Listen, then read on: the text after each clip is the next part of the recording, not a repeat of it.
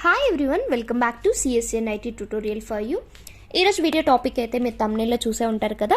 టాపిక్లోకి వెళ్ళే ముందు మీరు కనుక నా ఛానల్ని ఫస్ట్ టైం చూసినట్లయితే ఛానల్ని సబ్స్క్రైబ్ చేసుకోండి, వీడియోస్ని లైక్ చేయండి, అందరికీ షేర్ చేయండి. సో లేట్ చేయకుండా టాపిక్లోకి వెళ్ళిపోదాం.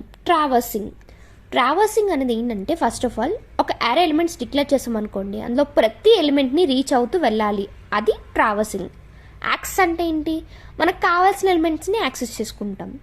అదే ట్రావర్సల్ అంటే మనకు కావాల్సిన ప్రతి ఎలిమెంట్ యారేలో ఉన్న ప్రతి ఎలిమెంట్ని యాక్సెస్ చేసుకోవచ్చు అనమాట. సో ఇలా చేయడం బట్టి మనకు ప్రతి ఎలిమెంట్ని యాక్సెస్ చేసుకుంటున్నాం కాబట్టి మనకు నచ్చిన ఎలిమెంట్స్ని ప్రింట్ చేసుకోవచ్చు. అలా చేసుకోవడానికి ట్రావర్సల్ అనమాట.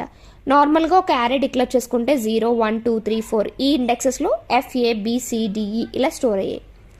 ఇప్పుడు మనకు కావాల్సిన ఎలిమెంట్స్ని తీసుకోవాలి. ఫర్ ఎగ్జాంపుల్ యారే ట్రావర్సల్ దీంట్లో యూజ్ చేస్తే FABCDE మొత్తం యారే ఎలిమెంట్స్ అన్నీ యాక్సెస్ చేసుకుంటున్నాం ట్రావర్సింగ్ యూజ్ చేసుకుని. అది ఎలాగో ట్రావర్స్ అనేది ఇక్కడ మనం ఒక ట్రావర్స్ ఫంక్షన్ని యూజ్ చేస్తామన్నమాట. నార్మల్గా ఒకసారి దీనికి రిలేటెడ్ ఒకసారి ఎలా ఉందో కోడ్ చూద్దాం. ఇన్పుట్ array as ARR అని తీసుకున్నాం. Numbers equals to ARR dot array, అవన్నీ ఇంటీజర్ టైప్ కాబట్టి I 1 2 3 4 5 ఇచ్చాం. నెక్స్ట్ ఏంటి అంటే డిఫైన్ ట్రావర్స్ అనేది ఏంటి? ఇది ఒక ఫంక్షన్ అనమాట.